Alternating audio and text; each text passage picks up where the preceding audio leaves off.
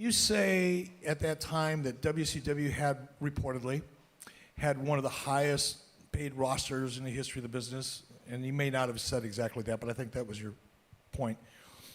It's not really true.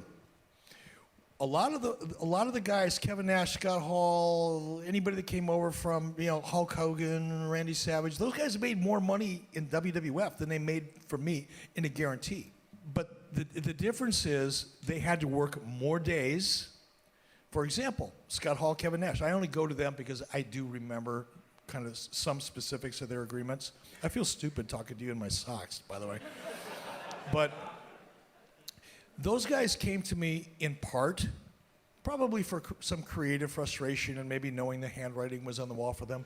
But what they told me, what they said to me while looking me in the eye was, we can't work 300 days a year anymore. My live event schedule had a maximum, including television, of 180 days. That was very attractive to them. And they were getting a guarantee from me that was maybe as much, maybe a little less, maybe a little more.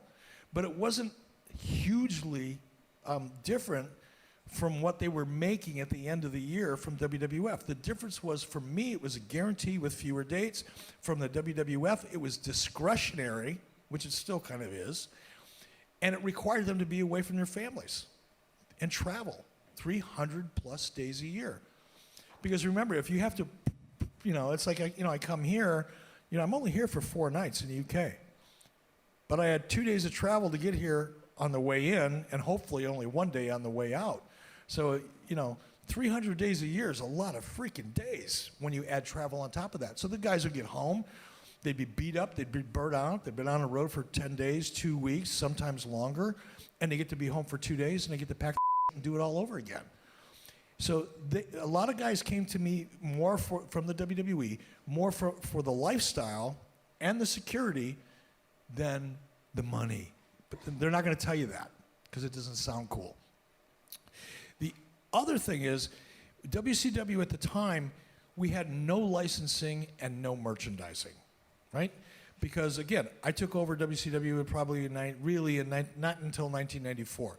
At that point, you couldn't sell licensing or merchandising in you couldn't give it away. Nobody wanted it. That's why Slim Jim was such an important deal for us, because it was one of the first times, it was the first time that we had a real sponsor. And that changed things for us. But up until that time, we didn't have all the revenue streams, licensing, merchandising, pay-per-view, all of those things that the WWE to this day, including me, by the way, I still get a check once a quarter. It's not much, but I get one because of stuff that I did 10 years ago.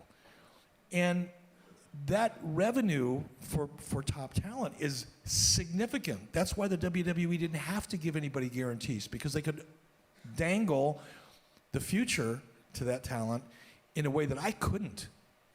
If you were a talent and you were thinking about making a move, and you were busting your ass, and you were on the road, and you only saw your kid maybe 3 days a month, and you're beat up, and you were making $1 million a year, or you could work 180 days and get a guaranteed check for $750.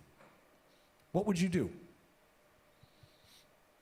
And that's why we were giving guarantees. Yes, we paid some guys more money than they deserve, but you got to remember, when you've got 12 or 15 guys on your roster at that level, 2 or 3 of them are at the top, 3, 4, 5 of them are kind of one step down from the top. You got to kind of keep that whole thing pretty comfortable, because those guys are going to go back and forth. So it's not like you could only pay 1 or 2 or 3 guys, what they could make in the WWE, and then just give everybody else, a bucket of chicken and a 6-pack of soda. You had to kind of keep some level of parity, and that was a challenge. It was an unfortunate thing, but it belies the narrative of ATM Eric just spending Ted Turner's money to put WWE out of business. That wasn't true. I hope that answered your question, because I had a hard time hearing most of it.